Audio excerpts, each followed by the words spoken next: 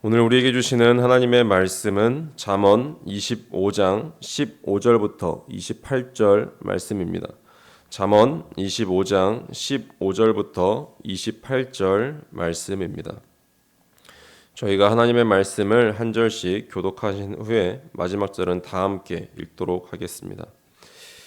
오래 참으면 관원도 설득할 수 있나니 부드러운 혀는 뼈를 꺾느니라. 너는 꿀을 보거든 조카리만큼 먹으라. 가식함으로 토할까 두려우니라. 너는 이웃집에 자주 다니지 말라. 그가 너를 싫어하며 미워할까 두려우니라. 자기의 이웃을 쳐서 거짓 증거하는 사람은 방망이요 칼이요 뾰족한 화살이니라. 환난 날에 진실하지 못한 자를 의뢰하는 것은 부러진 이와 위골된 발 같으니라.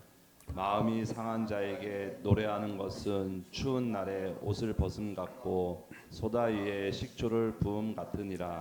내 원수가 배고파하거든 음식을 먹이고 목말라 하거든 물을 마시게 하라. 그리하는 것은 핀 숯을 그의 머리에 놓은 것과 일반이요 여호와께서 네게 갚아 주시니라. 북풍이 비를 일으킨 같이 참소하는 혀는 사람의 얼굴에 분을 일으키느니라. 다투는 여인과 함께 큰 집에서 사는 것보다 움막에서 혼자 사는 것이 나으니라. 먼 땅에서 오는 좋은 기별은 목마른 사람에게 냉수와 같으니라. 의인이 악인 앞에 굴복하는 것은 우물이 흐려짐과 샘이 더러워짐과 같으니라. 꿀을 많이 먹는 것이 좋지 못하고 자기의 영예를 구하는 것이 헛되니라. 자기의 마음을 제어하지 아니하는 자는 성읍이 무너지고 성벽이 없는 것과 같으니라. 아멘. 교역자들이랑 얘기를 할 때 이제 그로잉 이오이 그 강습회를 가셨다라고 했습니다. 근데 거기서 이제 컴패션에서 주도하는 건데 이제 컴패션에 계신 그런 거기 인도하시는 어떤 목사님 한 분이 굉장히 잘생겼다라고 합니다. 굉장히 잘생기고 목소리도 좋고 노래도 잘하시고 기도의 인도도 굉장히 경건하게 하시고 엄청난 이제 막 달란트를 가지고 계시다라는 말을 들었습니다. 누가 봐도 이 잘생기고 이쁜 사람이 있습니다. 이제 그 사람을 그냥 보고만 있어도 후광이 난다라고 표현을 하죠. 엄청납니다. 보고만 있어도 그냥 힐링이 되는 그런 경험들을 할 때가 있어요. 그런데 갑자기 이제 그 사람이 굉장히 잘생기고 이쁜 사람이 말을 하기 시작해요. 이제 근데 그렇게 나오는 말 중에 하는 말들이 욕투성이에 이제 듣기에 가벼운 말들을 막 내뱉어요. 이제 그러면 어떤 마음이 드십니까? 저 같은 경우는 확 깨더라고요. 갑자기 힐링되는 그 눈과 내 마음이 확 식어버리면서 와 저렇게 말한다고 이제 하면서 이제 가까이 가고 싶지 않고 이제 멀어지고 싶은 마음이 굉장히 크다라는 그런 마음이 듭니다. 우리가 이제 대인 관계를 해나갈 때 이제 그 사람의 첫인상 굉장히 중요하지만 이제 관계를 지속하게 하는 것 중에 하나가 말이라는 사실은 우리가 너무나 잘 알고 있습니다. 그 사람이 어떻게 말하고 있는지, 또한 어떤 말을 하고 있는지, 또한 어떤 뉘앙스를 풍기고 있는지, 따뜻한 말을 하는지, 차가운 말을 하는지 등등 그 사람이 어떻게 말을 하느냐에 따라서 우리가 이 대인 관계를 지속해 나갈 것인지 아니면 하지 않을 것인지에 대해서 중요한 영향을 끼친다라는 것이 말입니다. 물론 비언어적인 요소, 이제 말 외에 비언어적인 요소의 비중이 굉장히 크다라고는 이야기는 하지만 이 말이라는 요소가 굉장히 중요하다라는 사실은 우리가 부인할 수 없어요. 이 말, 인생에 있어서 굉장히 중요합니다. 이 말이라는 것을 이야기하는 이유가 저는 오늘 말씀을 묵상해 보았을 때 이 지혜로운 대인 관계가 무엇인지 알려주는 말씀이었습니다. 굉장히 여러 가지 이제 교훈들을 우리에게 주고 있는데 근데 이 지혜로운 대인관계의 핵심 키는 저는 15절 말씀에서 등장하는 부드러운 혀라고 여겨졌습니다. 사람이 우리의 혀를 다스린다면 그 인생의 반 이상은 성공한 것이나 다름이 없다라는 말도 있습니다. 우리가 혀에 재갈을 먹여서 스스로 그의 말을 통제하는 것이 지혜로운 대인관계의 핵심입니다. 이 재갈이라는 것을 언급했는데 다 아시죠? 아시다시피 말에 우리가 그 타는 말에 입에 물리는 것이 재갈입니다. 말을 탄 주인의 뜻에 따라서 멈추기도 하고 앞으로 나아가기도 하고 좌로나 우로 방향을 바꾸기도 합니다. 이 재갈을 조종하는 것으로요. 이 신앙생활을 한다는 사람이 지혜롭게 대인관계를 한다는 그 사람이 자신의 말을 통제할 수 없다면 그의 경건, 그의 신앙생활은 헛된 것 또한 허탕이라고 해도 과언은 아닙니다. 헛된 것이 무엇일까요? 다들 아시다시피 말 그대로 속이 텅 빈 것입니다. 있어야 할 내용이 없어서 결국 아무런 효과도 나지 않고 그만큼 가치도 없는 빈 껍데기라는 말이 헛된 것이죠. 예를 들어서 이 배터리가 다 닳아버린 것과 같습니다. 모양은 그냥 그럴싸하지만 배터리의 모양을 유지하고 있지만 아물짝에도 쓸모가 없는 것과 같습니다.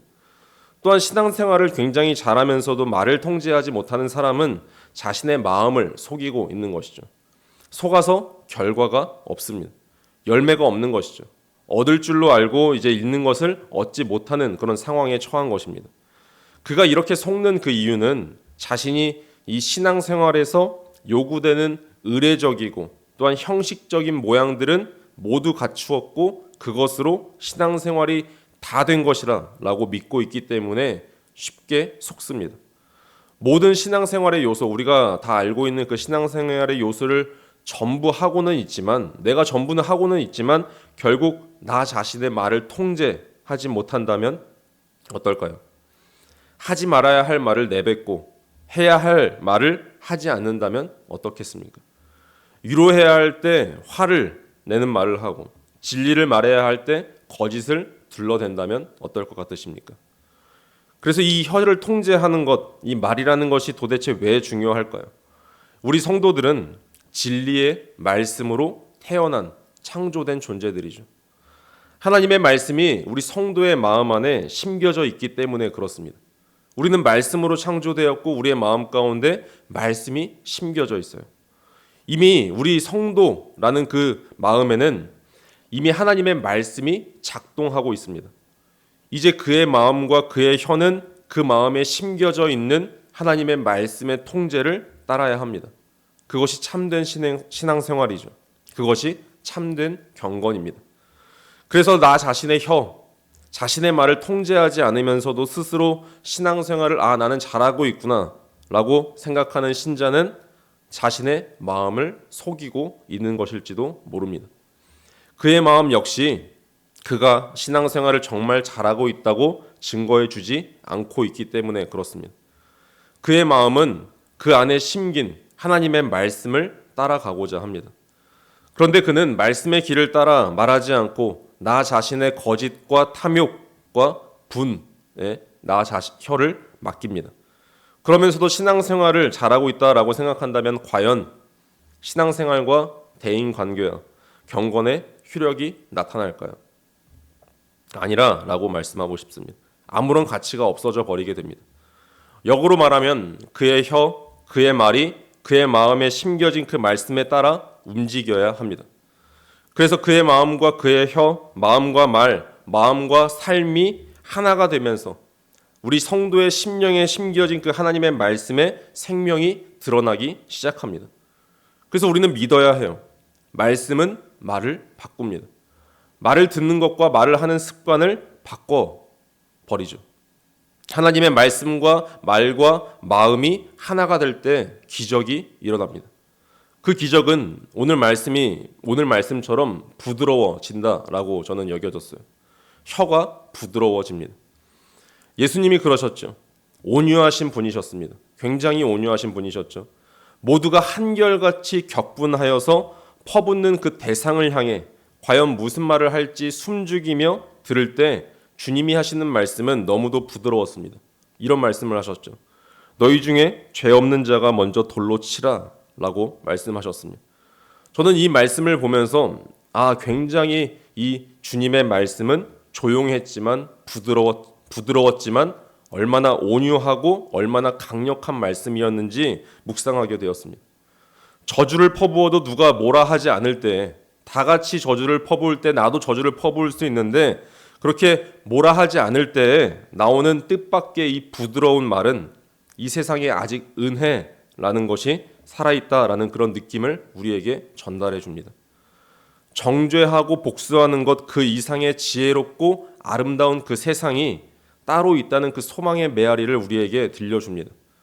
그것은 내가 알지 못하는 어딘가에 은혜의 나라가 있다라는 그런 잔잔한 소문과도 같은 것이죠. 하나님께서 우리에게 주신 말씀을 통해서 오늘 우리의 말이 바뀌는 그 은혜의 역사가 일어나시기를 간절히 축원합니다. 기도하시겠습니다.